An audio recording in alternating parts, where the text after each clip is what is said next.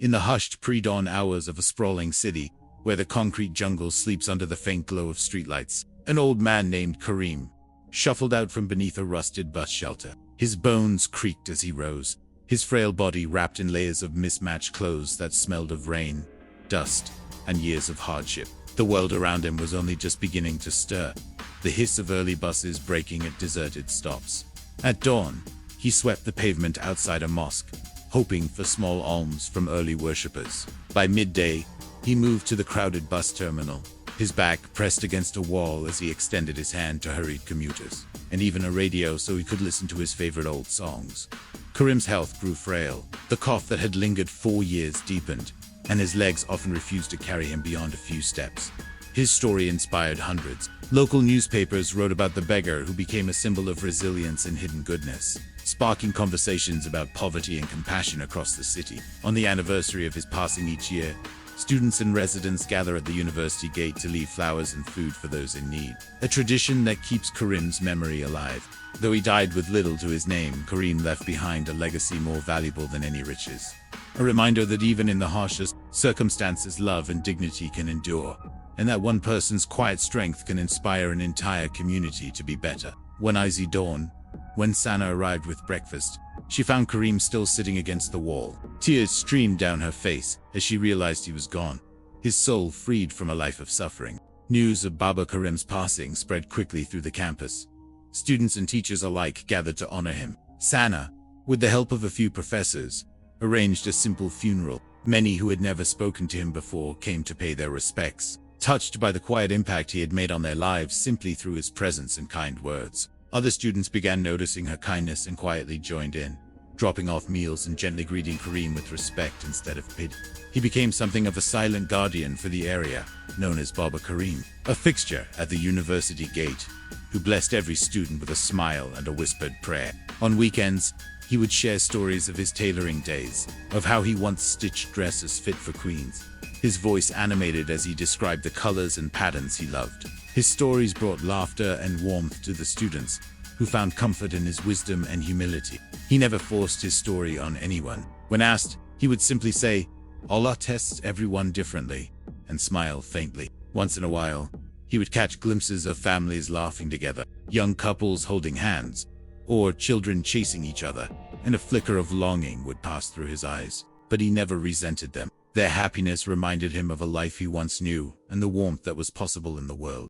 He found small joys in unlikely places. A street cat nuzzling his leg, the scent of fresh naan drifting from a roadside bakery, or the way monsoon rains washed the dust from the city, leaving the air crisp and clean for a few brief hours. The clink of tea vendors setting up their kettles, and the muted cooing of pigeons that roosted in the cracked ledges of empty buildings. A young woman paused before him, a bright scarf fluttering in the breeze. She studied his lined face and the tremor in his hands, then knelt down and offered him a warm sandwich, along with a bottle of water. She asked his name softly, and for the first time in years, someone listened. Karim told his story, not just the loss, but the love he once held, the pride he felt when his daughter took her first steps, the sound of his wife's laughter echoing in their small apartment. The girl's eyes brimmed with tears. She promised to come again, and true to her word, she returned every week with food, medicine, and conversations that filled the void in Karim's heart. She called him Baba, and he started calling her Bet. It reminded him of the family he lost and gave him a reason to wake up each morning. Karim's life had become a quiet routine of survival, a slow dance between shadows and hope. He moved with purpose through familiar alleys, stopping at the side of a shuttered textile shop to splash water on his face from a leaking pipe. His reflection broke in the puddle below.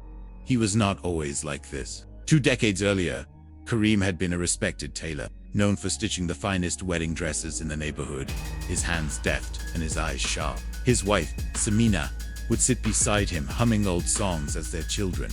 Their home was small but warm, filled with laughter and the smell of cardamom tea. But fate, as it often does, turned cruel. An unexpected fire swept through the bazaar one summer afternoon, reducing his shop and all his savings to ash. He spent weeks trying to rebuild, borrowing what he could, but creditors soon circled like vultures. When Samina fell gravely ill the following winter, Karim sold every last belonging to afford her treatment. But the hospital bill swallowed his hope faster than he could earn. Samina passed away on a rainy night, her hand slipping from his as thunder rolled over the city. The hospital demanded payment he couldn't give, and his children, too young to fend for themselves, were taken in by distant relatives who moved far away. Karim found himself alone on the streets, his old life dissolving like ink in water. The first nights were the hardest. Curled up beside a railway station, he would cry until dawn, the cold seeping into his bones. Days blurred into weeks, and hunger taught him the art of swallowing pride. He began collecting discarded plastic bottles, rummaging through garbage bins behind restaurants for scraps. Sometimes, kind strangers dropped a few coins into his trembling hands, their eyes full of pity that stung more than silence. The days he ate a full meal were rare, like gifts from an unseen angel. Nights became his time of reflection. He would look at the moon and imagine his children staring up at the same sky from wherever they were, whispering apologies into the darkness. Karim learned the hidden language of the city as forgotten. Other beggars who shared corners and secrets. Old Rafiq, who taught him which shrines offered bread on Thursdays. Blind Shabana, who sang lullabies at busy intersections, her voice so pure it made tired drivers pause. Little a boy with eyes too sad for his 7 years, who clung to Karim like a grandson he never had. Together, they formed an unspoken family, bound not by blood but by the ache of survival. Years rolled by, the city changed, but Karim's routine remained constant. One afternoon, as the sky threatened a summer storm, Karim settled near the entrance of a university, his head bowed to avoid meeting the eyes of students streaming past. As days turned into months, the girl, whose name was Sana, began bringing Karim small gifts. A warm blanket before winter's chill set in, sturdy shoes to protect his feet from the blistering pavement. But time, indifferent to kindness, continued its march.